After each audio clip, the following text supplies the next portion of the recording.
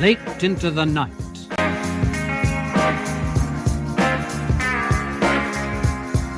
A modern spy thriller for radio by William Keenan, featuring Anna Cropper and John Bennett.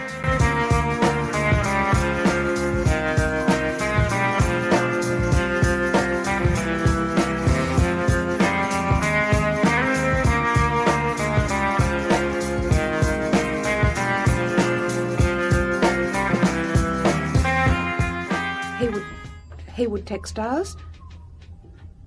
No, I'm sorry, Mr. Hayward hasn't returned yet. This is Miss Wickham, his secretary. Very well.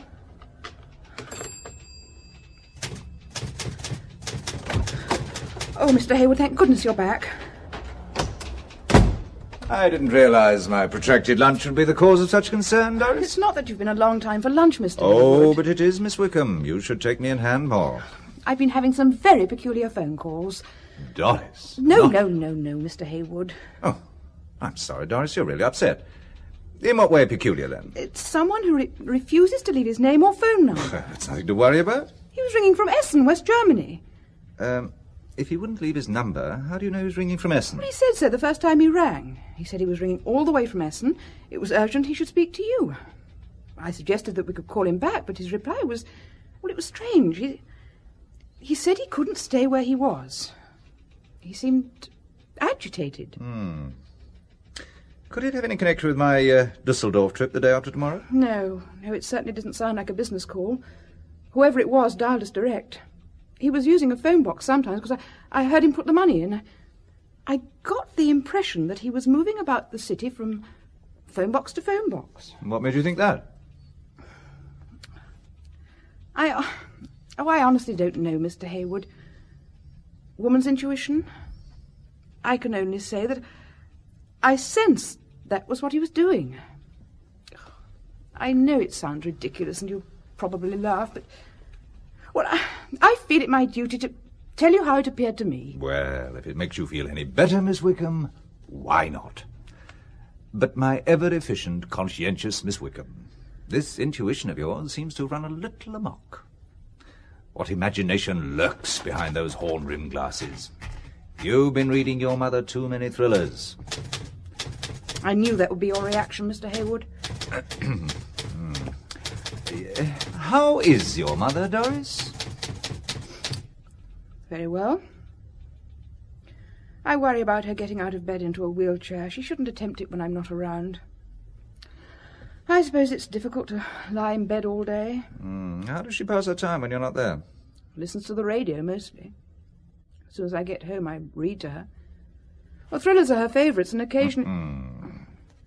I see you have that knowing look again. I wasn't thinking anything on those lines.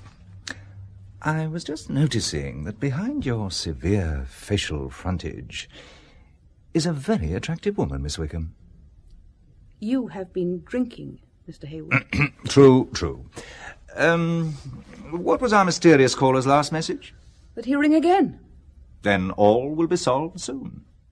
Meantime, make a cup of tea. It's the Essen caller, Mr. Hayward. Oh, put him straight through. Hello? Is that Mike? Michael Hayward, yes. Oh, we are formal. I was wanting to speak to an ex-national serviceman, Squaddy Mike Hayward. Well, how many years ago is that? Good 15. Don't you recognise me? The voice is very familiar. Dave. Dave Owen Thomas.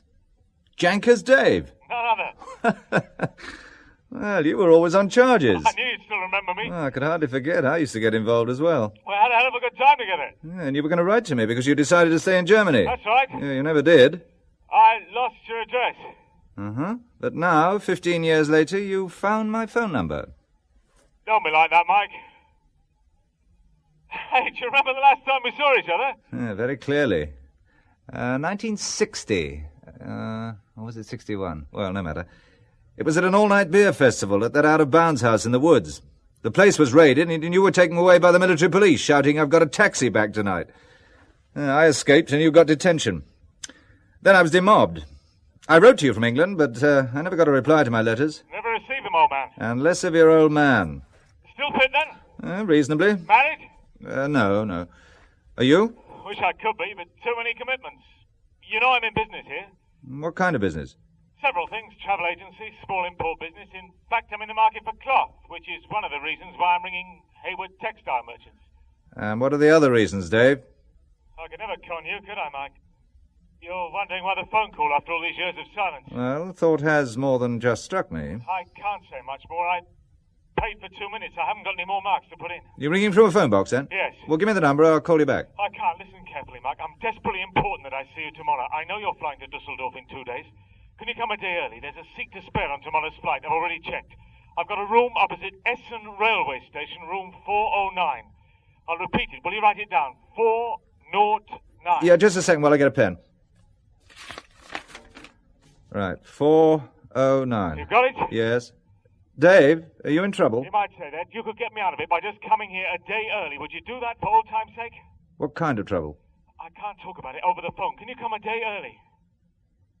If that seat hasn't been taken. You'll get it. Good on, Mike. I'll see you have a marvellous time. I'll lay everything on for you. Must go, room 409.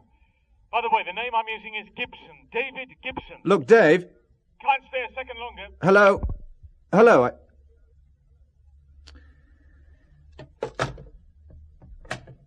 Miss Wickham, could you come in a moment? Very good, Mr. Hayward. Well, did you hear any of that conversation? I did, including the reference to a drunken night in the woods and I've got a taxi tonight. The sins of our youth. But did you get the hotel? I got the room number, but I didn't take down the name of the hotel. He didn't give the name. All he said was the one opposite the main station. I can easily check that. I suppose you'll want me to change your Dusseldorf flight to tomorrow. If you would. I also took down the name he's using, Gibson. Am I to book you in under an assumed name also? Sarcasm doesn't become you, Miss Wickham. I'm even more disturbed after that last phone call. You seem disturbed by many things today, Miss Wickham. Talking of sarcasm, Mr. Hayward, I noticed then you address me as Miss Wickham. When you want to be nice, it's Doris. Well, how about an all-purpose Miss W? And when you're being in your way humorous, I notice that you're usually using it as a way of disguising your feelings. How observant of you. Can I speak frankly? Carry on. For months, things have been going wrong, Mr. Hayward. The government contract, that hasn't been paid, and it is causing you a financial headache. Usually they're so prompt. I can't understand the delay. It's so unlike this government department. Then to say our bill has been misplaced. It can happen with the most efficient of organisations, Miss Wickham. There you go again. I'm sorry. I feel something is very wrong, and now you propose to go off all of a sudden to Germany after receiving a strange phone call. I am merely going on a business trip a day earlier than planned. Someone you haven't seen for years and who's now using a false name. Well, Dave always was a character. Isn't it also strange that he should know that you're going to Dusseldorf, and by coincidence Essen happens to be the next city? Well, didn't he say he had a travel agency? He most probably came across my name on a passenger list, which would also perhaps give the firm's address. All right. After 15 years, he just happens to come across your name and address. Which is no crime, Miss W. No, but it does suggest caution instead of rushing headlong into something you know so little about. Your concern is most heartwarming, Miss Wickham, but I do know Dave very well. We shared everything for almost 18 months. I got to know him better than a brother. He never let me down, and I won't let him down now. You talk like a Boy Scout. Faithfulness is an old-fashioned virtue I greatly admire. It's ridiculous to take off like this, to become involved in something that you... Something that what, Miss Wickham? Something that I sense is wrong. Even the last time you saw him, he was being taken away by the military police under arrest. For being out of bounds. You make light of everything, but did he or did he not ask to see you to get him out of trouble? Exactly, Miss W. And tomorrow, when I see him, I'll ask him what it's all about, and then I'll ring you back and tell you. I always believe in keeping my secretary fully informed. You're being sarcastic again. All right, then I'll be serious. You're the best secretary I've ever had, and I promise not to undertake anything that might cause you the slightest concern, Doris. In that context, I think a sarcastic Miss Wickham would have been more appropriate. I'll see about your change of flight. By the way, I wonder if I could leave a few minutes earlier tonight. My mother's sister's staying with us. Oh, by all means. You can go as soon as you've arranged for my change of flight. I'll see you when I get back from Essen.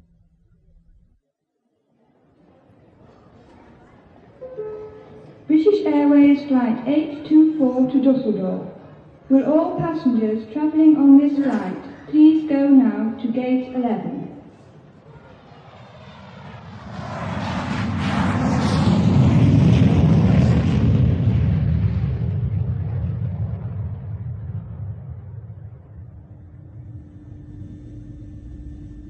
Oh, thank the good Lord that's over. I always say a decade of the rosary on takeoff. Now, where's me handbag? Oh, there it is, just by your feet, Mr... Hayward. Mrs. O'Connell. I wonder, Mr. Hayward, if you'd be so kind as to pass me handbag for me. No, not at all. It's a pleasure. There you are. Ah, that's very kind of you. I'll put me rosary beads away now. Ah, they're serving refreshments. I wasn't sure whether we'd be getting anything to eat or not on such a short flight. Oh, it's long enough by far for me, Mr. Hayward. Though I hate these plastic meals they serve you on aircraft. Good home cooking is what I've been used to. I've brought up a family of 7 with never a day passing without bacon bread, and I've never had a tin can in the house. You don't look old enough to have brought up 7 children. Oh, for such a compliment you can call me Claire. And what would your first name be, Mr. Hayward? Michael. A fine name. After Michael the Archangel it is. A great pity I always think that they knocked out that resounding prayer at the end of Mass. Michael the Archangel, defend us in the day of battle, and do thou, Prince of the heavenly hosts, cast down to hell Satan and all his wicked spirits who wander through the world for the ruin of souls. A fine prayer indeed, when Satan and his spirits are so running rampant in the world. Has a marvellous ring about it, don't you think? It certainly seems to have. Ah, they're changing everything now. Tea or coffee, madam? How long has the tea been brewed? Freshly made, madam. I'll try the tea, then. I'll have coffee.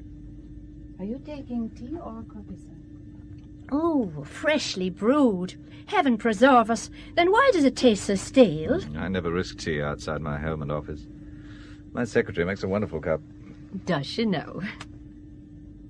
Are you travelling for the trade fair? Yes. And so am I. I'm demonstrating homespun tweeds at the Irish trade stand. A fearful expense in order that I may weave a few yards of cloth, wouldn't you say, Michael? Oh, and how does the family manage without you?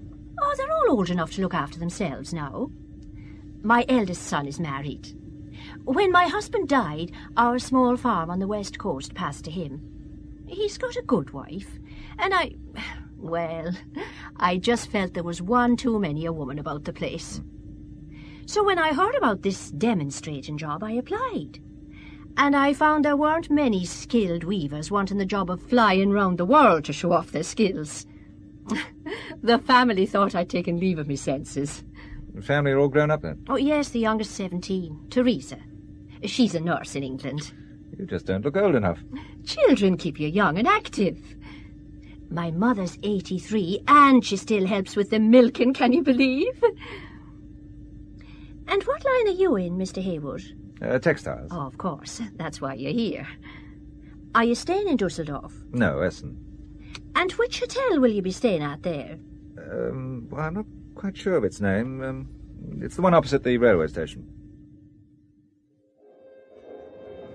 Achtung bitte, Fluggäste des Lufthansa-Fluges LH316 werden gebeten, sich zum Ausgang. Well, thank you, Mr. Hayward, for helping to make the flight so pleasant. Pleasure was mine. Will anyone be meeting you? They'll have a car waiting for me. Well, once again, Mrs. O'Connell, it's a pleasure to have met you. Perhaps we'll bump into one another again in the next few days. I'll be surprised if we don't, Mr. Hayward. Good day, Jim. Good day. Attention please. Will passenger Mr. Michael Hayward, newly arrived on British Airways Flight 824, go to the British Airways office. Passenger Mr. Michael Hayward, newly arrived on British Airways Flight 824, go to the British Airways office. Can I help you, sir? This is the British Airways office. Yes, sir. My name is Hayward. I was tannoyed a few moments ago. Ah, yes, sir. We have a taxi waiting for you. A taxi? To take you to Essen. But I didn't order any taxi. The driver's here waiting for you. Mr. Hayward? Yes? I was instructed to take you to the Hotel Kelhof. And where is that, pray? In Essen. It is facing the station. Oh, well, that seems to be the one. Let's go.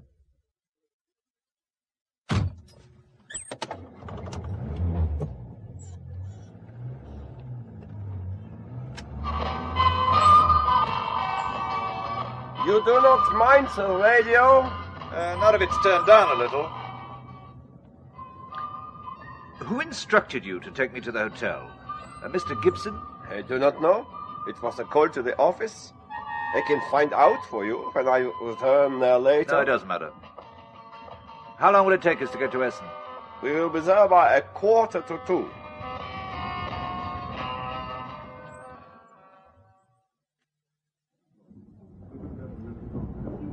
Ja, Sie haben es gut. 8 Uhr. Dankeschön. Guten Tag. Haben Sie ein Zimmer? Yeah, danke.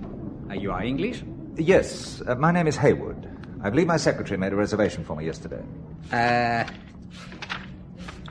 is correct, sir. Welcome to Essen. Thank you. Room 308. It is at the front. But in all fairness, sir, I must warn you about the noise. We are making a new underground railway and working day and night. Does the work go on all night? Yes, though we have recently protested and have been assured that the noiseless machinery will not be used until dawn. Oh, well, that's some consolation. Do you still want your room? Yes, and thank you for the warning. Oh, I wonder if you could let a friend who's staying here know that I've arrived. Certainly, sir. What is the name of your friend? Gibson. David Gibson. Gibson, sir? I don't think we have any gentleman of that name staying here. But one moment, sir. I will make sure. Your friend is English? Yes. Gibson. No, we have no one of that name, sir. But he rang me only yesterday to say he was definitely staying here. He even gave me the room number, room 409. There is no Mr. Gibson in room 409, sir. What is your friend like in appearance? Well, it's quite some time since I saw him, but he's well built, broad, and has ginger hair that comes to a tuft at the front. I can assure you, he is not the gentleman in 409. He, too, is English, but he has grey hair, a grey cavalry moustache, and is in his mid-60s. It's definitely not my friend. He was never cavalry. Well, I can only think he booked a room and then had to cancel it. I have been in charge of the reception desk all this week, sir. I can assure you most positively that we have not had any booking by or for a Mr. Gibson. We do not have a great many Englishmen staying here, and I have an excellent memory for names and faces, sir. I wonder if he could have booked under another name. Another name, sir? Yeah, Thomas, for example. David Alwyn Thomas. You see, he sometimes uses the family name on his mother's side. He's Welsh, you know. I do not understand how you mean, sir. Yes, well, it is a bit complicated, granted. So it seems, but we have no Mr. Thomas either. Well, something must have delayed him then. Well, I'm sure he'll be getting in touch soon. I will personally attend to any call from a Mr. Gibson or a Mr. Thomas, sir. Thank you. The boy will take your bags to a room. Reception, please. Reception? Yes, Hayward, room 308. Are you sure there haven't been any calls for me? None at all, Mr. Hayward. I've been sitting here by this damn phone for more than 4 hours now. I can't understand what's happened. My friend led me to understand he was staying in room 409. Has anyone from that room been asking for me? From 409, sir, no, there have been no calls from 409, to my knowledge.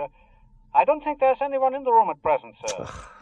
Can I suggest that you have dinner?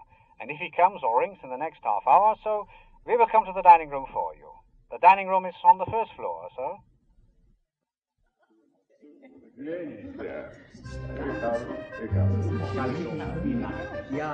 Do you mind if I join you? No, not at all. Thank you. Have you ordered? Not yet. The veal is excellent. I had it for dinner last night. There is also an extremely good hock. I am going to order a full bottle if you would join me. Well, that's very kind of you. The name is Balakev, Boris. Russian? Yes, but please, do not think I am, how do you say, bogeyman or something. I am here with the trade delegation. For the Dusseldorf Trade Fair? Yes, but the hotels in Dusseldorf were all booked, so I was sent here. You too at the trade fair? Yes. In textiles? Yes, are you? Tell me, As a cloth merchant, what lines are you Russians really interested in? Oh, we don't know ourselves. We are just observers. But I am not going to ask you any more questions. Otherwise, you will think I am spying. You Westerners are so suspicious. Well, not without reason, perhaps. I did not hear that remark, Mr. Hayward. So, we will have a good meal, good wine, and a pleasant evening, eh? You look surprised. Yeah, I am. I have a feeling someone's following me. Not I assure you, Hayward. No, not you. An Irish lady. Aha, an Irish lady. Dark hair, striking features, a passionate race that have suffered misery under British capitalist imperialism. She happens to be a widow with 7 grown-up children and perfectly content. Or so she informed me. Ah, yes. She must have been a striking beauty in her youth. Still a fine figure of a woman. You must introduce me. It would appear she'll be introducing herself. Ah, Mr. Hayward. I remembered you said you were staying here, and when the gentlemen decided on a night's drinking, I suddenly had the idea of coming over. Staying in a strange hotel room's a bit lonely, so I came on the off chance. I hope you don't mind now. Please join us. Please. Mrs. Claire O'Connell, Comrade Boris Balakev. He's not a Russian. I am, dear lady. Shame on you, sir.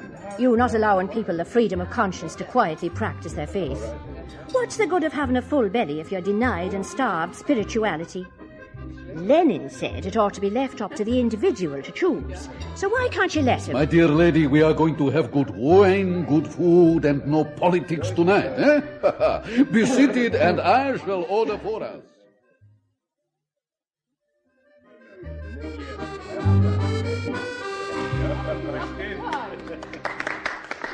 Did you enjoy the meal? It was excellent, and so was the wine. Would you like anything else? Will the Irish lady have a vodka with me? I certainly will not. Oh, come now, Mrs. O'Connell. And you, such a splendid, mature example of your race. And I'll have none of your blarney and impertinence, Comrade Balakev. That is the trouble with a Cold War. It stops warm friendships developing, huh? Haywood, you will drink with me. Waiter, what is there for my capitalist English friend? A brandy to finish? No, thank you. Later I may have a glass of your German beer. I am Italian, sir. Oh, I beg your pardon. About the kitchen, we are all Italians or Spanish now in Germany. They are so short of people for everything. Now many Turks are coming in. Yeah, to keep going the German economic miracle because of the declining German numbers. Yes, a lesson here for capitalism. The richer a nation gets, the faster its population declines. Waiter, have there been any messages for me? None at all. You seem worried, Hayward? Yes, an old friend of mine from years back said he'd see me here, and he hasn't arrived. Oh, I regret to hear that. But I am very glad your Mrs. O'Connell turned up. I wonder if you'd be good enough to see me to a taxi, Michael. Oh, certainly. I was hoping I could show you the sights of Essen, Mrs. O'Connell. Saints preserve us. Me painting the town red with a Russian. Then at least allow me to escort you to a taxi. Or are you afraid? I don't trust you Russians as far as I could throw you, and you a big hefty fella at that. But afraid I'm not. Then let me find you a taxi. Claire O'Connell. No, I insist. Mrs. O'Connell to you, Comrade Balakev. Oh, very well, then. It is getting late. Mrs. O'Connell, then it will be. I think tomorrow I must pay my respects to your glorious trade delegation in the hope that they are willing to exchange Irish whiskey for vodka. Well, will you excuse me, Michael? Of course. A breath of fresh air helped to sober him. Good night, Michael. Yes, of course. Good night. Waiter. Are you sure there have been no messages? Quite sure, sir. Thank you. I'm sorry to have been such a nuisance.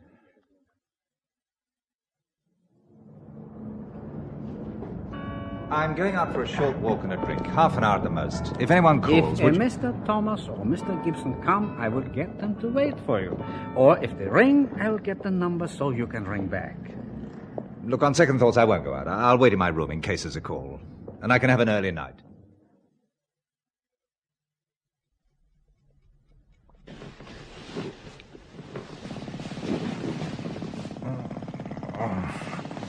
Bloody noise. Thought he said the worst machinery wasn't used.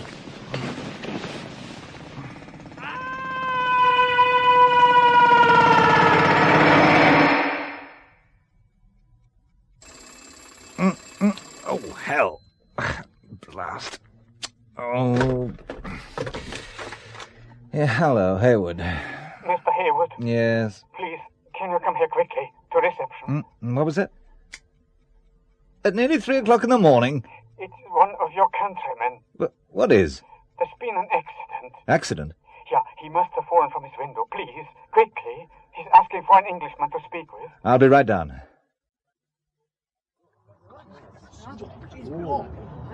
Excuse me, please. Let me through, please. Thank you. Thank you. You, Hayward. Yes. Lean over closer.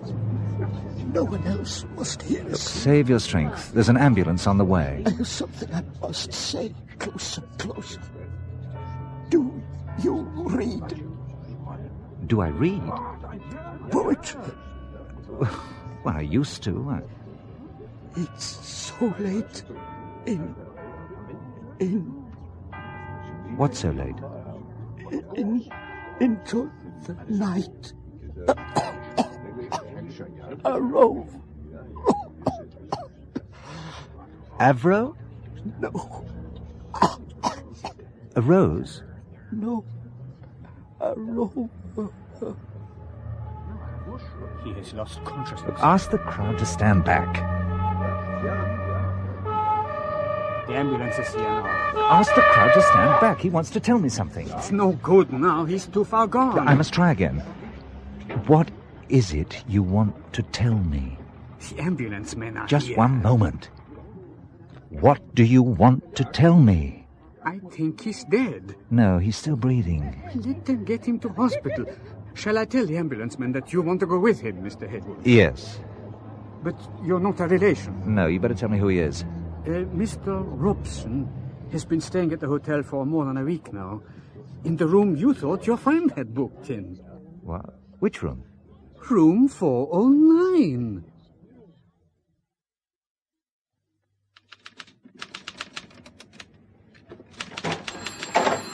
Mr. Hayward, I must apologize for bringing you to Essen Police Station. I do not often get the opportunity of speaking to an Englishman, and I would be grateful if you would correct my grammar. I must make full use of the opportunity offered. Well, your English is excellent. And you have the advantage of me. We haven't met. Of course. You must again excuse me, Mr. Hayward. My name is Meyer, Inspector Meyer. Please sit down. Oh, thank you. To have mentioned it. Well, now the pleasantries are over, Inspector Meyer. Would you be kind enough to tell me why I've been brought here? Oh, but of course. I simply want you to tell me about Mr. Robson. First, you gave me the impression you only wanted an English grammar lesson. I appreciate your English humour, Mr. Hayward. I spent several years as a student in England, which is why I'm fascinated by all things English, even their little idiosyncrasies. I'm fascinated by your command of English. May I compliment you on its excellence? With such talent, I'm surprised you're just an ordinary policeman. I did not say I was an ordinary policeman. Though on the subject of ordinariness, you would hardly appear to be an ordinary businessman. Then appearances are deceptive, to quote an English expression. You are the managing director of Hayward Textiles? And that's all I am. And you are here for a business conference? Correct. In Dusseldorf? Yes. But you are in Essen, and you are a day early. Which I am not disputing. Then can you tell me why you are in Essen and a day early? I plan to meet a friend. A friend who may be using aliases Thomas or Gibson? I wouldn't know. But those are the names you suggested he might be using. One of these idiosyncrasies you mentioned. Mr. Hayward, I'm no longer amused. Neither am I, Inspector. When you arrived at the hotel, you told the receptionist your friend was in room 409. He wasn't. But the man who was, an Englishman to stretch the coincidence even further, falls or was pushed from the window of that very room, room 409. Badly injured and semi-conscious, he asked for only one person. You, Mr. Hayward. Why? I don't know. Mr. Hayward, I don't take you for a stupid man. Such an obvious lie hardly becomes you. You earlier asked for the person in room 409, then he asks for you, and now you try to pretend ignorance of everything. But the assumption is obvious. You knew each other. You intended to contact one another. The first time I met Mr. Robson was when he was lying injured. That is the truth. What did he so urgently want to convey to you, Mr. Hayward? You, a complete stranger. Well, he was rambling. He didn't make sense. Just exactly what did he say? Surely the words of a man so badly injured would stay in your mind. You'll never believe this, Inspector, but he asked me if I read poetry. Again, I am not amused. Truth is stranger than fiction, to quote another English expression. Meyer, ja. Dankeschön. Mr. Robson has died. I'm now treating this as a murder inquiry. And unless you start giving me some straightforward answers to my questions, you could find yourself detained here for some considerable time.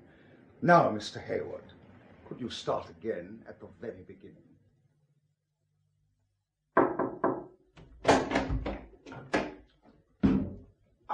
Hayward, how are you? Oh, fine, fine. My name's Crawley, Charles Crawley. I'm representing the embassy. I've sprung you, old man. And there's even a car waiting to take you back to the hotel. Oh, I prefer to be taken out of the country after the grilling I've had. Unfortunately, that won't be possible. The German police are insisting you remain in the country. But we'll do everything we can for you, of course. Oh, I don't know whether that produces comfort or more concern. I would have thought that being helped by the embassy was a great source of comfort. You're attached to the embassy now? Well, not exactly. More with the consulate. You see, I'm also a director of an advertising agency here in Essen. Oh, how's business? Thriving, old man. I wish I could say the same. But I recently ran into financial problems that I now don't believe were coincidence. Oh. I'm almost convinced they were contrived.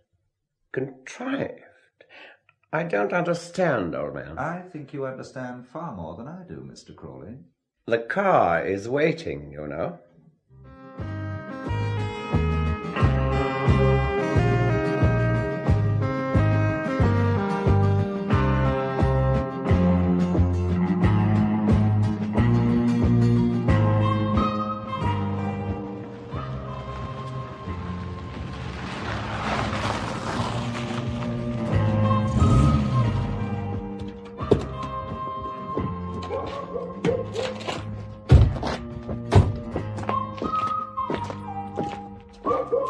Oh, so now I'm staying at a country mansion, am I?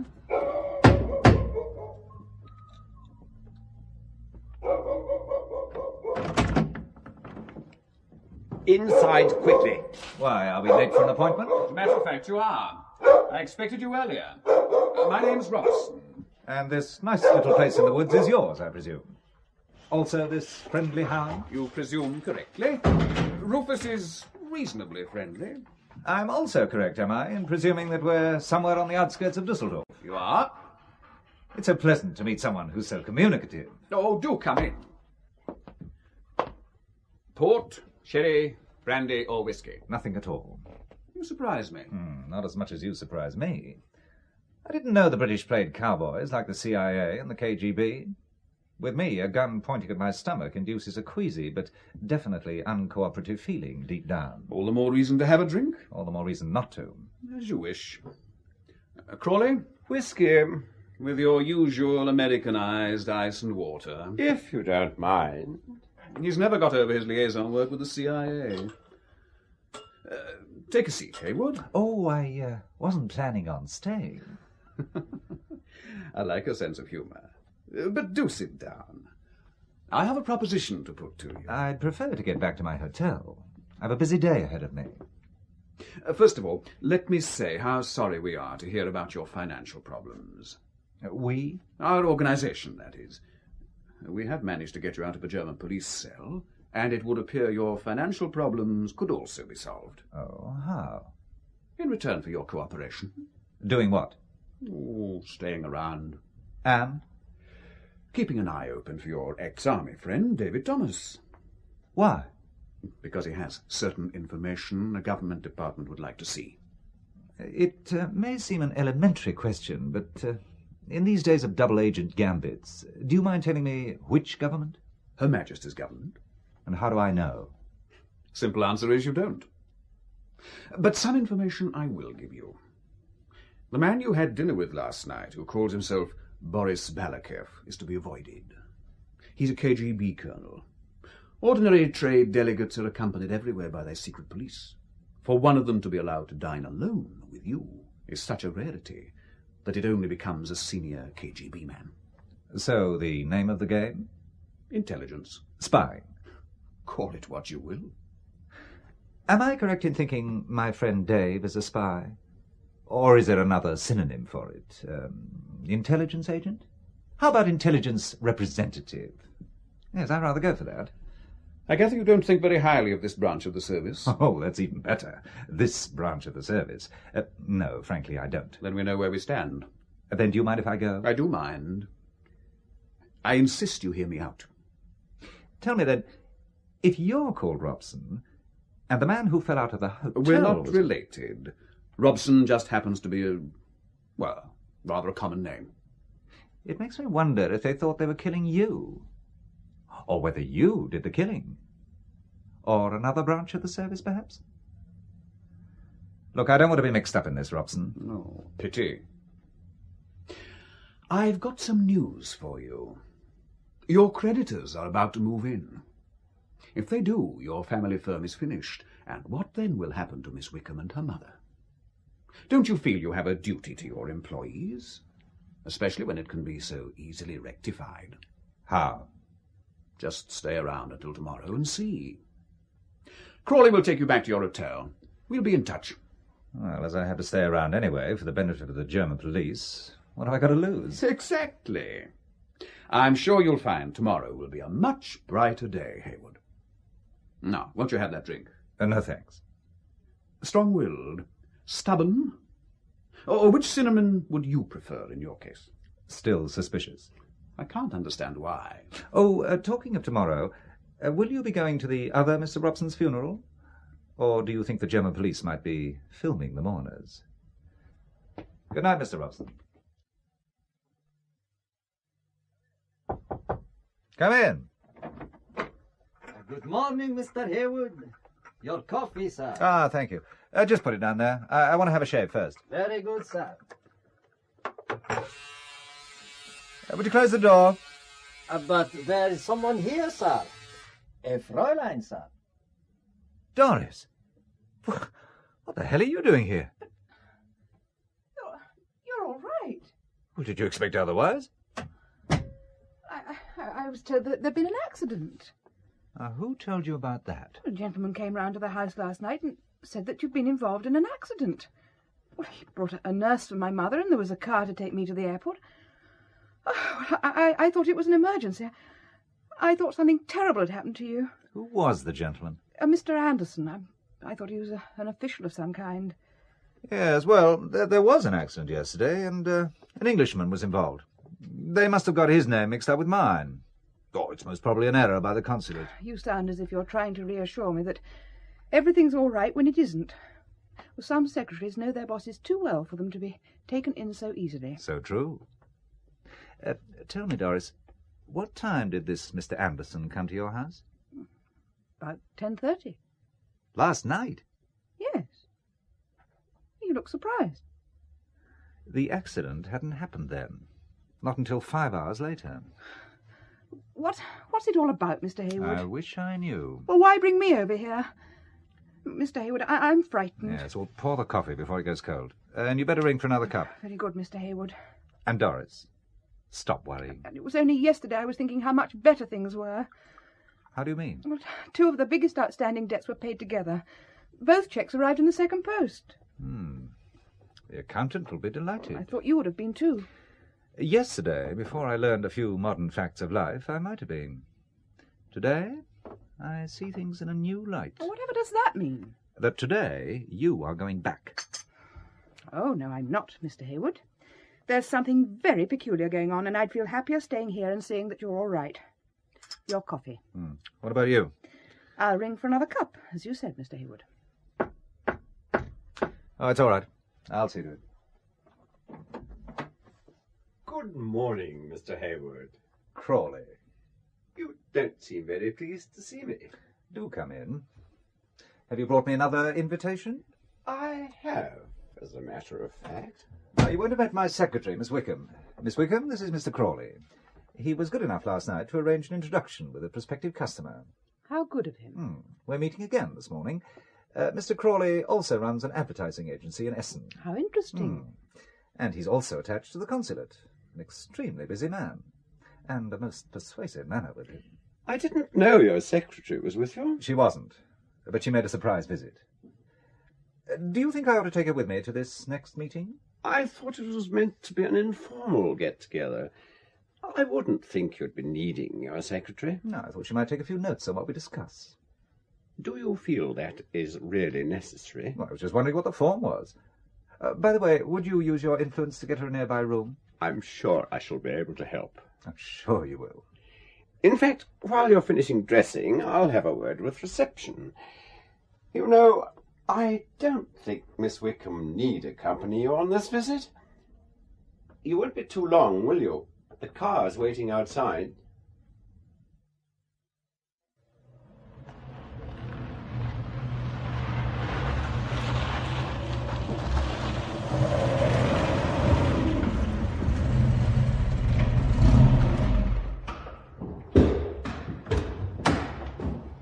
This way. We've come round the back and through the garage this time. More cloak and daggerish, I suppose? In daylight it is less conspicuous and therefore safer. I suppose this is lesson number 1. If you've decided to cooperate. Oh, I might even have a drink this time. Now, what'll it be? A glass of the best local wine. Oh, then I'll have one with you. I'm afraid we won't be able to tempt Crawley from his Americanized iced whiskey. They ice everything. The Americans, I mean. Will you join us in a glass of hock, Crawley? I prefer my whiskey and ice, if you don't mind. Very good. 1 iced whiskey. Thank you. Now, Hayward, it's not really local, but it's a hock I think you might like. Steinberger Cabinet. It's from a 70-acre vineyard planted by monks in the 12th century. Even now they lay the wines to mature in the ancient Kloster Eberbach monastery. I'm not a Christian myself, but I feel we owe so much to them. It's virtually impossible to be a Christian in your line of business, I should think. Ethics are essential in everything. In spying, that human virtue, loyalty, is so much appreciated by both sides. And both sides tend to punish the transgressors. Here we are. Estate-bottled Staatsdomain. Both sides also tend to bump off their defectors. Put crudely, yes. How can you have ethics when you're considering the pros and cons of obliterating a former colleague? But can't a man, by his own action, deprive himself of the right of life? Your wine. Thank you. Cheers. To our long association. I prefer fruitful association. Mocking though you may be, I'll drink to that. Cheers. Now to the business in hand. As you may know, your business problems have been taken care of, and your cash flow is quite healthy. Now that you've opened the dam you built. You'll be more than recompensed for your trouble. But if I hadn't agreed, I'd have been bankrupt. Last night you said that very thing yourself. You're making it very difficult, Hayward. I intend to. Peace comes after conflict. Why should we be in conflict? Because you nearly bankrupted me. I'm supposed to be grateful now, am I, because you removed the obstacle you first put there? Well, I'm not. What can I do, then? I'll tell you. As a businessman, I'm going to talk business. You want me to do something that's very important to you, or you wouldn't have gone to all this trouble. Last night you found an excuse to even bring my secretary over. Because she's a good cover for you. Boss and his secretary. I don't want her involved. She already is. She can't be taken back now, or it looks suspicious. Why should a boss send for his secretary for just a few minutes' conversation? The return airfare wouldn't justify it. But a boss would be delighted to have his secretary around in important business negotiations, which also mean important letters being sent out giving details of whatever is being offered. He would find her invaluable for his urgent correspondence. You're as cold as the ice in Crawley's whiskey, Robson. Cold and calculating. I just appreciate the facts of life. You're ruthless. That's what I'm paid for. So was Himmler. I'm amazed that, feeling as you do, you want to work for us. You've given me little choice. You can have my loyalty, Robson, but don't expect devotion. What else can I expect? A job well done? After a wasteful youth, I found that one of the great joys in living is in finishing things. Any job finished brings human joy, a Spanish philosopher once said. Even a do-it-yourself job, when completed, brings great satisfaction. So I'll try to finish this thing for you, whatever it is. Yes, I think you will, Hayward. So what do you want me to do? Merely to stay around and look for your friend Dave, as any old friend would. Oh, come, surely it's more than that. No, just that. You see, Hayward, in this game, everyone knows everyone else. We know the Russians and their setup, and they know ours, as we do Peking and the Americans. For want of a better word, you're clean. You're not known. You're what you are, a genuine textile wholesaler. Any checks by them, and they do check our cover firms, will produce the genuine article. That'll give us the time we need. For what? The less you know, the longer you'll stay alive, Hayward. The only other information I will give you is that your friend Dave has the best chance if you cooperate. Crawley will be your contact, and this is a number to ring in an emergency. Now, is there anything else? Yes. The fee for my services and risking my life. Oh, I'm sure that can be taken care of. But I'm a businessman. I've weighed up the situation, and now I know the value of my services. Which is what? £20,000 paid into my account before I begin. Ridiculous. Is it? You know it is. On the contrary. For all the trouble you've taken to involve me and my secretary, I'm sure I'm worth every penny. I don't intend to move or do anything until the money's paid in. Obviously, you're not going to tell me everything, but it's something very big, and I'm going to be risking my life. So, I'm doing it for two reasons. For my old friend Dave, whom you so cleverly used, and for my business. Well, you've heard my going price, and you can take it or leave it. You've exaggerated the importance of this thing. In that case, we're wasting each other's time. Now, wait a minute. This wine's rather good, Robson. What did you say the name of it was? Steinberger Cabinet. Yes, I must remember to get some on my way back to the hotel. You can ring me there and let me know your decision. As an old friend, you could start by going to Dave's travel agency. As an old friend, you could also borrow his Jaguar. I'm sure he must have said you could borrow his car when he rang you. Not that I recall. Then it must have been an oversight on his part. Another glass of hock? I'd love one.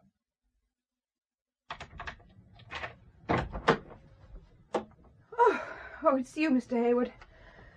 Well, what's that you've got? A bottle of Steinberger Cabinet, because I think we've landed a rather large order. From whom? Another government contract, Doris. Well, I hope the delay in payment isn't as long as the last one. No, Doris. I'm now learning the best way of dealing with this government department. They're even paying in advance. You're pulling my leg again, Mr. Hayward. Get the glass, or glasses, from the bathroom and let's have a drink. Afterwards, I want to see if my old friend Dave is at his travel agency. I thought he arranged to meet you here. Yes, he was delayed. I must find out when he's due back. Have you got the glasses? I can only find one. We could share it.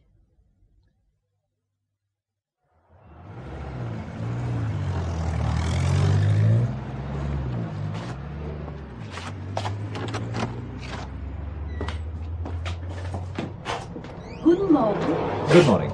I'm an old friend of Mr. David Thomas. He was supposed to meet me last night at the Hotel Kelhoff. Mr. Thomas is away on business still. But he definitely agreed to be there. Surely there's a message for me here. Look, my name is Hayward. I'm a good friend of Mr. Thomas. So am I. What of that, Mr. Hayward? We'd arranged to meet last night, but he didn't arrive. I think you'd better come through to the flat. Please make yourselves at home, Mr. Hayward. What a beautiful flat Mr. Thomas has. I designed it for him. The trouble is, he is here so seldom. Oh? He travels a great deal. I wish he wouldn't. I want him to settle down. I want to settle down with him. I want him to marry me. You look surprised, Mr. Hayward. Oh, well, I didn't mean to. Most people are. What is the English word for it? Vamp, I think. I look a vamp, a good-time girl, no? Well stacked would be the polite English expression. But I want to have babies and a husband who comes home and sits and chats with me. Men never want to make conversation with me because I am, how do you say it? Well stacked? Well stacked. Yeah. They just look on me and well-stacked women like me as instruments for their pleasure. The mind and the soul are far more important, don't you think? Oh, I couldn't agree with you more. Helga. Helga. I understand Dave arranged for me to borrow his Jaguar while I'm here. You look worried. The mention of the Jaguar makes me worried. It makes me also wonder if you are his friend. Well, because I want to borrow his car? No, but because so many people want to have that Jaguar. Already there have been 2 attempts to steal it since last night. Oh, why is that? With you being interested in the car, I thought you would be able to tell me, Mr. Hayward. Well, I can only assure you that I'm a good friend of David's. Since we were in the forces here together. I think David would prefer me to have the car than anyone else. And you say he rang you and asked you to come? Yes. My secretary here took the call. Oh, that's correct, Helga. He rang several times because Mr. Hayward was out at lunch. I also made a note that he wanted Mr. Hayward to meet him last night at the hotel opposite the station. In fact, I have my notebook here in my bag, if you wish to... I believe you. And you may take the car. Here are the keys. Thank you. I'll arrange for some short-term insurance. Have you heard from him at all since you arrived in Germany? No. Have you in the last few days? No, and I'm afraid. What of? I don't know, but something tells me David is in grave trouble.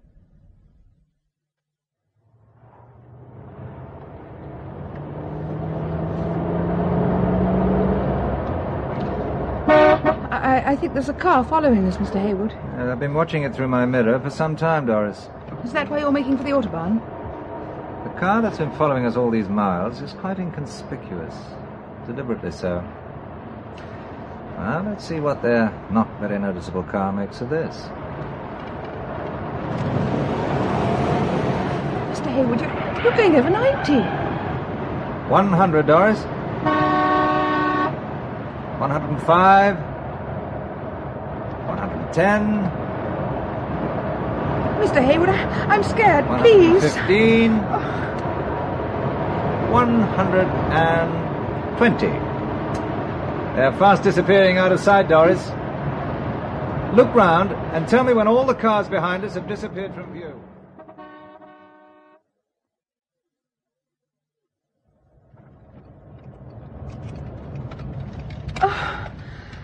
Oh, you frightened the daylights out of me, Mr. Hayward. Yes, but we lost that car. Oh, what a lovely day. I just feel like picking those wild flowers in the field over there. Aren't they pretty? Well, why don't you? What are you going to do, Mr. Hayward? Examine the car. Whatever for? Your car's like this one, isn't it? Yes. And as a Jaguar owner, there's one place I would hide things that only a Jaguar owner would know where to look. You mean you think that the people trying to steal it were looking for something here in the car? See if the handbook is in the glove compartment. This is a later model of mine, but I should imagine the fuse is still in the same place. Yes, Mr. Hayward. Jaguar Operating Maintenance and Service Handbook. Yeah, that's the one. Look up fuses in the index. Page 72, fuses. Ah, here. The fuses are located behind the instrument panel, and access to them is obtained by removing the 2 instrument panel retaining screws, top left and right hand corners. Which are here and here. You unscrew that one, Doris. I'll do this one. I always thought that this was solid wood, especially with all those instruments being in it. Exactly. And hey, presto. Well, what's all the wiring? Circuits and fuses. Now. Oh, what's this? How did you know there would be anything behind that little tube? That little tube is a fuse, Doris. It's just that if I had an English car like this and wanted to hide something that would be difficult for foreigners to find, but where a person familiar with this type of car would look, then this is the place. What's that piece of paper wrapped round the little tube? That we shall soon find out. First remove the fuse. So. It's a very small piece of paper. But big enough for an address. Langerman, Antique Books, Essen. Well, to find the road or street, we just need a phone book. Yes, there's something else on the back. But it's so minute I can hardly read it. The first word looks like late. Yes, and the last is night. But I can't make out the 2 words in between. I think I can guess them. Into the. Late into the night. What does it mean? Late into the night. I wonder, Doris. I wonder. Yes, we speak English. We have many English clients. It was one of your English clients, a friend of mine, who recommended you. Oh, very good. I'd like to speak to the proprietor about purchasing a rare book. Oh, my husband, Herr Langemann, is the proprietor, but he is away on business. Can I help you, sir? I'm sure you can. What is the title of this rare book you wish to purchase? Oh, I'm not buying, I'm selling. The book belongs to my friend, Mr. Thomas.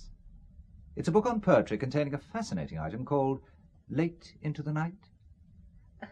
I'm afraid I don't understand. From your rather startled expression, I thought you did understand all too well. If this is an English practical joke... Let me give you the punchline, then. On this slip of paper is my phone number and the price I require.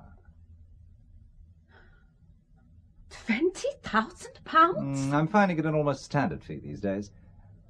And by the way, there are other interested purchasers, Mrs. Langemann. Good day.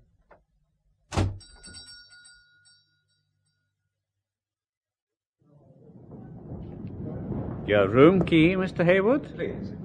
Are there any messages for me? Your secretary, Miss Wickham, asked me to let you know she has gone shopping. She's in the next room, 307, which was requested by Mr. Crawley. Oh. No adjoining doors, I hope? No, sir.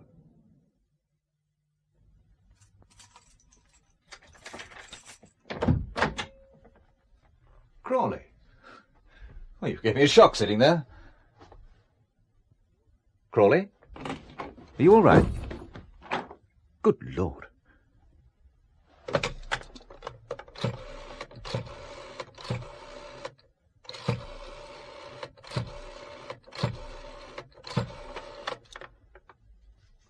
Hello, I want to speak to Robson. Robson speaking, Hayward. Crawley is in my room. He has a neat hole in his head, and he's clutching the Oxford Book of English Verse. How bad is he? Well, let's say he'll never need another iced whiskey. Then I would advise you to go to the Café Garten immediately, Hayward.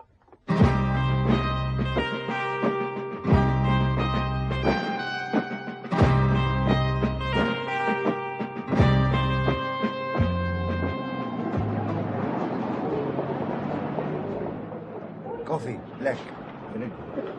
Ah, Mr. Hayward. Balaka. Yes, and with your good Irish lady. As you will perceive, she has taken up my offer to show her around Essen. In broad daylight, to be on the safe side. Well, I understand that you were too modest the other night, Colonel. That you're no ordinary trade delegate. Your freedom of movement is unusual for a textile technician. Though I noticed the other night when I brought up the subject of textiles, you immediately veered away from it.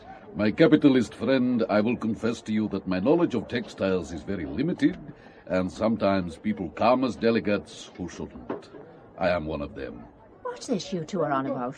Mr. Hayward appears to have been checking my credentials. Good for him. Who told you I was a colonel? Someone made a point of telling me, without any questions from me, that I should stay clear of you, as you're thought to be a KGB colonel. Alack of you, villain. You're a persecutor. Slanders to ruin whatever affection a good Irish woman may have for me. Then you've lost nothing on that score. Mrs. O'Connell, you remind me of my first wife. You mean she'd no affection for you either? And how's your present wife? Like you, Mrs. O'Connell, I too have suffered bereavement, and apart from 3 children, I am alone. A likely story. A pity. No one believes the truth these days. Sir. Thank you, waiter. Come on, Colonel. I want to get back to my hotel before dark. So you don't want a coffee, and you don't like my company. Let's go, then. We bid you a good day, Mr. Hayward. Goodbye now. You can, I hope, admire the beautiful flower beds, Mrs. O'Connell. Mr. Hayward. Doris, what the hell are you doing here? You're not one of them, are you? One of them, Mr. Hayward? Well, I just don't know who to trust, Doris. Mr. Hayward, what have I done? Well, how did you know to come here? Well, a man, an Englishman stopped me in the street and told me you wanted me, and he directed me here. They were obviously following you. Who was following me? Government employees, I suspect. Checking on the currency we're spending. Is that what they're doing? Yes, could very well be. Here, have this coffee. It's just been brought. Mr. Hayward. What is it? That man. Walking past the kiosk there. Well, he was the one who told me to come here. Oh, he's coming this way. To us? Most probably going to buy us a coffee, Doris. Mr. Hayward? It is.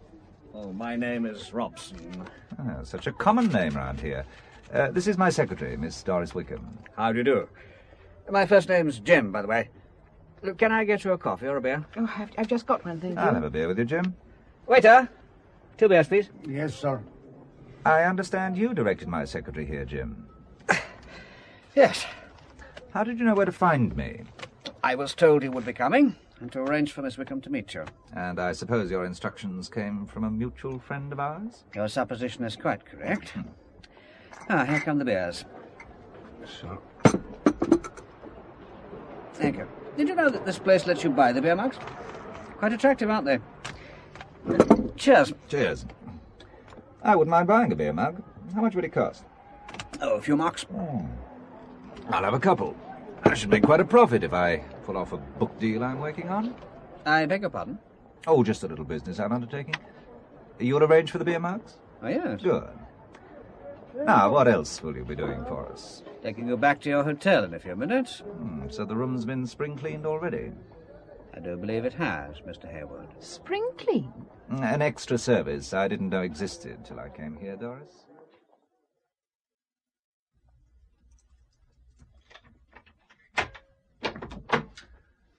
Well, the place looks all shipshape. I would hardly describe it as being spring clean. Though someone has been busy cleaning. There's water been spilled near the chair. It's still wet. What a bargain these beer mugs were. Come in, Robson. We can have a drink. I don't think I've got time, Mr. Hayward. Must be on my way. Though, before I go... Yes? I was asked to collect a book left by your last visitor. Which last visitor? The one you rang the other Mr. Robson about. But I was told to leave everything as it was and go for a coffee. To the place where I met you, in fact. But the book wasn't left here. Wasn't it? What is all this about? What book? Who was the mysterious visitor you kept to yourself? What's going on between you? Ask Mr. Robson. Well, Mr. Robson? As I said, I don't have time to stay. I must be on my way. Thanks for the lift, and the beer mugs. Don't mention it. Mr. Hayward, you are behaving very strangely. Having worked for you for so long, I know when you pretend to be a little mystified about something, that you're covering up. Whatever do you mean, Doris? That you know where the book is. Walls have ears, Doris. And that man we've just met was sinister. He could pass for a hired assassin. It's amazing, the people you meet abroad these days. And that's another method you have of covering up, making light of things. You know me so well, Doris, that I think if everything works out, I ought to marry you. Mr. Hayward... Do you know what worried me most when the firm was in danger of going under? What was it, Mr. Hayward? That you'd be leaving, and that I might not see you again. I realized I'd miss you very much. I began analyzing why I hadn't married. I suppose it was coming from a broken home. Oh. And an attractive woman like you must also have a reason for not marrying. You never asked me. Look, I've got that big house in Brummel. I have a daily help whom I'm sure would be delighted to look after your mother. Take your glasses off, Doris, and come here. But Mr. Hayward... But Mr. Hayward, nothing. Mr. Hayward...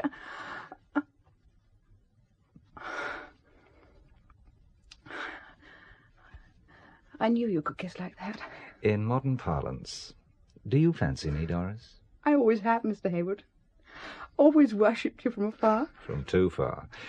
You should have given me some indication. You shouldn't have been so blind. Wear my glasses. And it would have to be till death do us part. Nothing in between. Wonderful. And I would insist on being married by a priest at Mass. My convent education.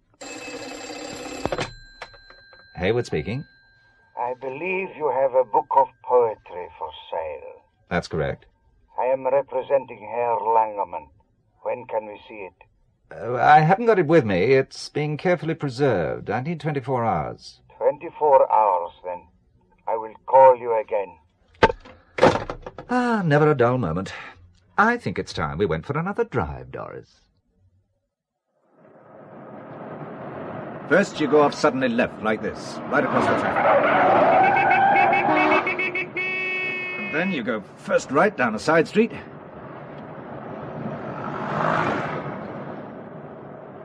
Then left, and first right again, and continue weaving your way through side streets. Anything following? Not that I can see. 2 more turns and we'll soon be certain. It's a method the KGB teach.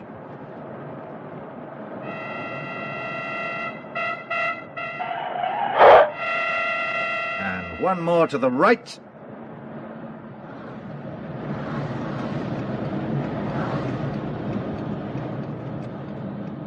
And no car is following us. Even if someone was following us at the beginning of the manoeuvre, he soon realizes what's happening, that he hasn't a cat in hell's chance of not getting himself away, so he gives up.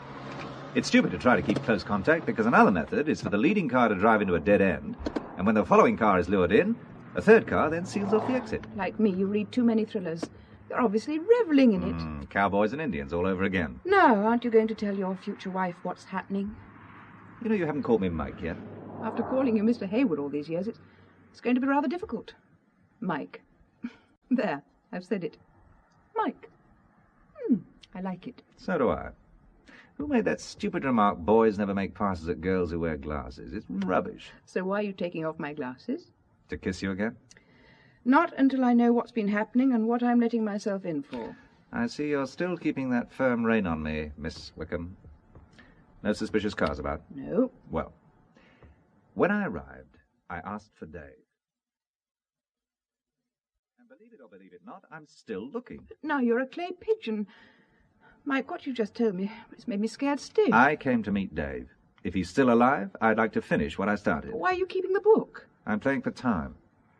What I want you to do is to go back to England on the next plane and stay there until I send for you. Until death us do part, remember? I want to make sure we get married before the death us do part bit. I'm staying. It's no good the two of us sticking our necks out. I'm already involved. Both our necks are already stuck out, and going to England only means temporary removal from the firing line. Might not be even temporary. All right, then. But I still want you to go to England. You can arrange for your mother to move into my house. I'd rather have her in the hands of my daily help than whoever's looking after her at the moment. And while you're in England, you can buy 2 OBEVs and bring them back with you on tomorrow morning's flight. You're still the boss. And I intend always to be. Good. Ah, so you're not a woman's liver. Most women, whatever they say, are looking for a man to dominate them. Why do you think 98% of secretaries prefer to work for a male boss? Well, not being a secretary, I wouldn't know. Now to catch your flight. Then I'm going to see a woman of ripe, abundant charms, rounded lines, and full figure. Well stacked was how I think we described her. Have you any further information about David, Mr. Hayward? No, I haven't, and time is running out. What makes you say that, Mr. Hayward? Because I think you're holding something back. You're closer than anyone to David, and I'm sure he would have tried some way to contact you. No, the phone was tapped. He never trusted the telephone. You're not helping him by keeping things back, Helga. Mr. Hayward, I am not a fool. When this important thing which David has reaches either side, then he will be dispensable. Until they get it, they must keep him alive. Well, that's been my reasoning too, Helga.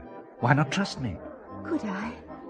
I feel so alone, no one to turn to. Does a book of poems mean anything to you? The Oxford Book of English Verse. That's the one. What do you know about it? David has a little cabin in the Harz Mountains. I had a feeling he might try to make for it. The border is quite close. He wasn't there, but someone had recently been in the cabin. I sensed it. I can't explain why. Yeah, I understand. We used to go on picnics, David and I. Not far from the cabin, we found our tree. It seems so silly repeating it. Something so personal, intimate. How can you possibly understand? I do understand. You're in love. It seems so banal, doesn't it? No. Life itself is composed of a great many little things. So often the little things are the most important. I see you do understand. The tree is on the mountain slope overlooking the town. We had found a squirrel was storing nuts in it. We went there often. Helga, what did you find the last time you went?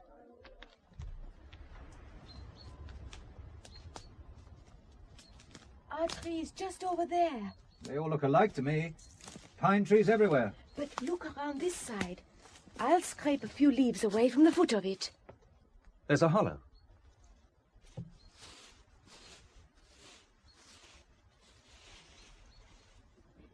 It's still here. I got it. You see? A canvas bag. And inside... just a book. A book of verse? Yes. How did you know? The Oxford Book of English Verse. Now, there should be 4. 2 more arriving shortly. I don't understand. I am just beginning to.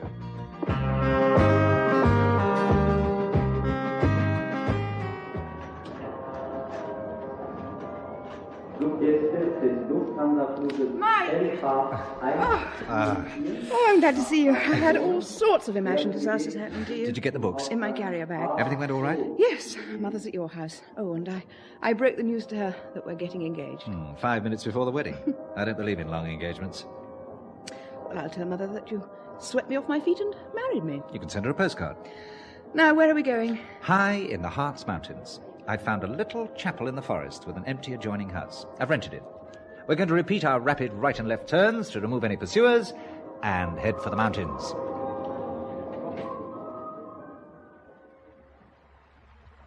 And a stream, too. All Maud Cons. And a companion. A companion? Helga, David's good friend. I've got a job for the two of you. Must be an airy place at night. Which is why I arranged for Helga to stay. You'll both be safer here. Smells like Helga's been cooking. Ah, you have arrived. I found a little oven, so I started to cook. Ah, that was delicious. Thank you. Now to work. Here I have 4 books of verse. We look for a poem containing the words late into the night. Then we see how one version differs from the rest. Differs in what way? Ah, that is the question. Here we are, page 707. Yes. Now, I've got the book we found in the tree. Helga has the one left in my hotel room. The one you pretended to know nothing about. The very one. And I have the 2 I brought from England. Lord Byron, and We'll Go No More A-Roving. Now, let's line the books up on the table, all open at this page. So, We'll Go No More A-Roving, so late into the night. Looks exactly the same to me. Same number, same place, same wording. Not exactly. Mine's different. So, we'll go no more a-roving, so late into the night. There's a comma too many. What? Look, all the others read, so late into the night, not yes. So, comma, late into the night. But what's in a comma? A microdot?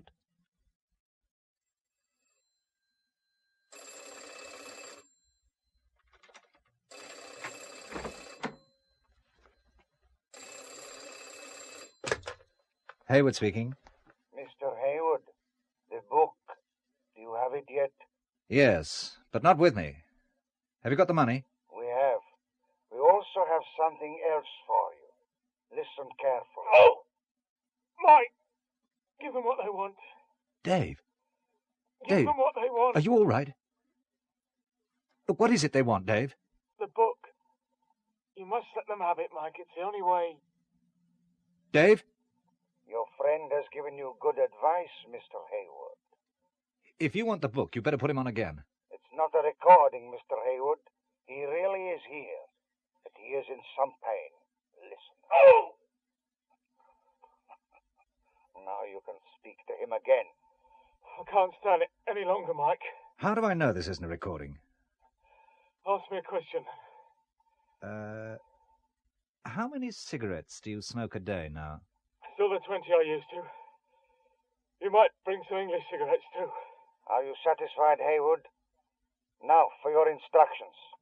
At precisely 4 a.m., you are to bring the book to the boating jetty on the Weser at a point 8 miles north of Minden. You will take the road to Nienburg until you come to an inn called Eulenspiegel. You must give me time to write it down. Weser, 8 miles north of Minden. Road to Nienburg in Eulenspiegel. A kilometer beyond the inn, there is a road on the left which runs down to the river. Left Take it. river. The jetty is at the end of it. Come alone. You will be watched all the way. If anyone tries to come with you, your friend will die. Painfully.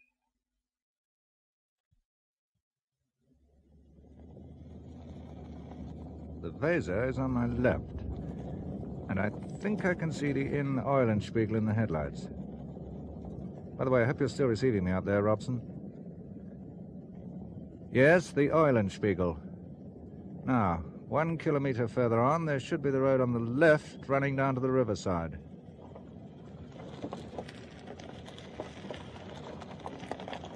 I'm approaching it now.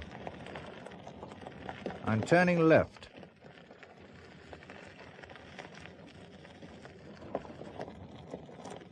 dark and lonely enough down here.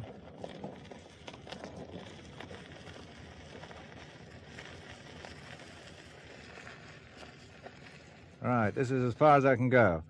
The jetty is picked out in my headlights. No one appears to be there.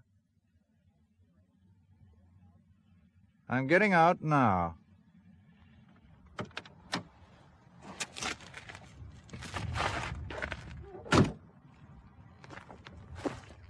Right, here goes.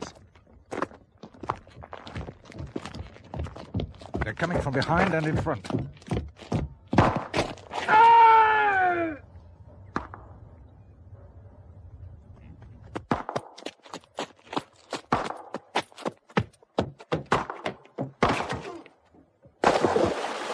Got him where I want him.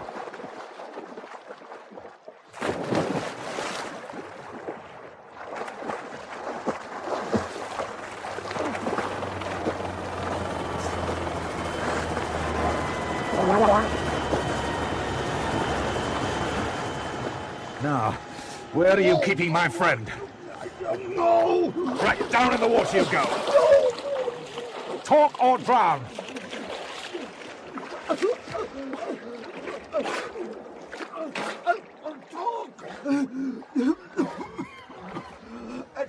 At Langermann's, in books to Sweden consignment. Did you get that, Robson? My men surrounded the bookshop an hour ago. They'll go straight in. Good work, Hayward. For a minute, we thought you'd had it. So did I. Ah. You need a brandy, hot bath, and dry clothes, Hayward. And explanations. Oh, you're entitled to them. But first tell me how you managed to take those 2 KGB East German assassins. They were pros. Yeah, so were the commandos. Of course, you were with David. By the way, he was found alive in a consignment of books for Sweden. Inside a wooden box, all neatly nailed down. The hospital's checking him over now. Oh, that's a relief. Well, as soon as I heard the other footsteps, I threw myself flat, just in time to see guns blaze. Mm-hmm. I shot at the nearest gun flash and hit him. Then I zigzagged in the darkness, and the other one emptied his revolver. I moved rapidly in on him, connected him with a kung fu blow, and followed him into the water. It was just a question of ducking him until he talked. Now, what about you doing some straight-talking, Robson? You could begin by explaining why we had so many Robsons. Oh, to cause confusion. The more the better. They didn't know which one to hit. Though they got the right one first time. He was the one they pushed out of the hotel window. He was in room 409, in the hope Dave could make contact. Dave's code name was also Robson. As you will have gathered, David was a British agent. His businesses were a sort of clearinghouse for information from out of Russia. So what went wrong? Recently we had quite a breakthrough. One of our agents inside the Soviet Union had for years been compiling a list of potential defectors, men who wanted more freedom of conscience and action. They were all highly placed in important posts. Some were even in the ranks of the KGB. Political dynamite. Well, quite. But somehow they got to know about it. Before we could smuggle it out, our agent was liquidated. Though not before he deposited the book of verse with a microdot comma in one of our dead letterboxes. And so Dave was sent in to get it? Yes, but he too was blown. He managed to cross the border near the Hearts, and then we lost contact. Dave couldn't come to us because we were all known and under surveillance. Phones were tapped. Our whole network was known to them. So somewhere in your top ranks you have a defector double agent? It would appear so. We don't know how much information they have, and what was obviously leaked. So I was brought in. And you were completely clean, though for a few months we had been preparing you in case of such an emergency. By controlling my company's cash flow. Oh, you'll be more than recompensed. How can you make recompense for blackmail? All I can say is you should wait and see. I can't wait. That would be rather a pity. We owe you a great deal. Well, as I was saying, David was a hunted man. It was too dangerous for him to try and pass it on to any established British agent because it was odds on he was blown. They were also moving in and eliminating our contacts, which is why Robson was pushed out of the window. A complete stranger to them was required. Someone outside. And I fitted the bill. You were perfect. The genuine businessman. And you had booked your seat months ago. David, on the run, dialed me direct from a phone box. A call that couldn't be traced. He would never have appeared at the hotel. But there were many ways he could have got the book to you. But they got him first. Yes. So we decided we would use you to smoke something out. As an old friend of David's, you were perfect. They couldn't make up their minds about you. When they did, it was too late. Obviously, we helped the confusion by producing more books of verse and more Robsons. We knew they would make him talk. Our aim was to throw them off the scent. Just like a game of cowboys and Indians. But everyone was using real bullets and real corpses. It's a dirty game, Hayward. I admit it. One that you seem to enjoy. But not one you would like to be recruited into? I wouldn't even be blackmailed into it in future. Pity. I could certainly use you. Yes, use being the operative word. You have a way of using people, Robson. Or whatever your name is. For another few weeks I'll keep Robson. Always variety in the game, Hayward. Oh, talking of variety, I think I've done a variation on the chess game ending. Oh? I left a sealed envelope with the newspaper Bild Zeitung to be opened in case anything happens to me. Or if I don't ring them within a certain period of time. Fascinating information about the little setup the British have around Essen and Dusseldorf. I see. But where is the book with the extra comma? The book is in the mountains, but the page it was on has had certain things done to it. What? What has happened to it? Well, I worked out that every name on that list is in danger of being dispatched into eternity at any moment. I doubt if they wanted to be on the damn list, but by listing them, you have endangered their lives. You've made them even a bigger threat. You've turned dissenters into potential fifth columnists. What has happened to the microdot? Well, I'm coming to that. I thought about all the trouble it had caused, and I wondered what would happen to it in your hands. You would send it back to London, but London could have a double agent at the moment. Or in a year's time, or 10 years' time. The names on that list are human beings whose existence would be constantly threatened. What did you do with it? Well, first I burned the page on a lovely old stove. Then I scattered the ashes in a mountain stream. Poetic end to something so nasty. Espionage, international crime. You are a traitor! No, Robson, just too old for cowboys and Indians. But I leave you with this thought. It is a fact that more valuable information is gathered from published material than from old-fashioned spies. For richer, for poorer, in sickness and in health.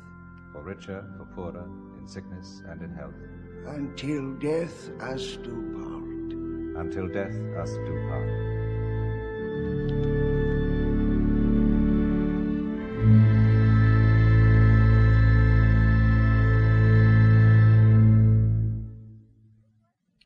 You look worried, Michael. What is it? I didn't want to tell you at the time, but we had two sinister guests at our wedding. Colonel Balakev, tucking himself out of sight behind a pillar, and Mrs. O'Connell. Mrs. O'Connell? Yes. She and Balakev have been watching me like hawks. Balakev, I'm sure, has been giving the orders. The man with a beaming smile and blood on his hands. There's a car coming up the track. Talk of the devils. We may have to make a dash for it into the woods. Not from Mrs. O'Connell. You mean you know her? A girl's aunt ought to come to her wedding. Your aunt? There's something I should explain. But first, Auntie wants to give me a hug. Auntie Claire? Doris, me darling. I was coming this way, so I offered your aunt a lift. He has a bolt hole through the border wire up here, I think. Always she thinks I have an ulterior motive. Tell me, as the only other man at the ceremony beside the groom, does that make me best man? And if so, can I too hug the bride? Certainly not. No heathen, atheistic, communist colonel's going to hug a Christian bride. Not while I'm about, especially when the bride's me niece. You may remember, Michael, the night before you left, I told you my mother's sister was overstaying with us. And you left the office a few minutes earlier than usual? Yes, well, this is Auntie Claire O'Connell, my mother's sister. And when Doris told me you looked like getting yourself into trouble, and I found we were on the same Truth, flight... Auntie Claire. Well, I was coming to Dusseldorf, and so I got Doris to change my flight as well, so as I could keep an eye on you. Next you'll be telling me this is Uncle Boris. This truth business is catching. Unfortunately, I am what you think I am. And there is a convenient entrance and exit into these mountains. As you say, a bolt hole. Well, before you bolt, you can take me to the nearest station. I've a lot of demonstration weaving to catch up on. Your aunt is a fine figure of a woman, Mrs. Hayward. And you, Mr. Hayward, did the right thing in disposing of that badly punctuated poem. Printed in Poland. They do a lot of English editions now, but errors do creep in. If you know that much, you'd have soon been in possession of the names. Who knows? My own name might have been on it, especially after my association with a female member of an Irish trade delegation. Well, and have you no more fine feelings, Boris? It's time we left the newlyweds alone. Goodbye, Doris. We must talk about you exporting cloth to us, Mr. Hayward. Yes, I think I'll stick to the home market, but no government contracts. Bye, Auntie. I think the Colonel's fallen for you. I'd be grateful if you'd mention none of this to your mother, Doris, me dear. Goodbye. Bye-bye.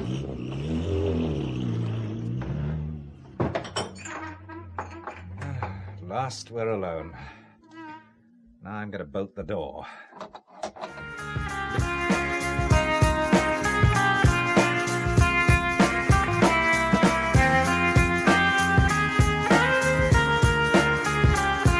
You've been listening to Late into the Night, written especially for radio by William Keenan, with Anna Cropper as Doris Wickham and John Bennett as Michael Hayward. The part of Dave Thomas was played by Peter Ellis, Mrs. Claire O'Connell, Elizabeth Kelly, Colonel Balakef by David Marlowe, the occupant of room 409, Paul Webster, Inspector Meyer of the Essen Police by Ronald Herdman, Charles Crawley by Graham Tennant, Robson, John Lindstrom, Helga, Janet Dale, Frau Langemann, Juliet Cook. The Hotel Receptionist and the Stranger Jim by Geoffrey Back.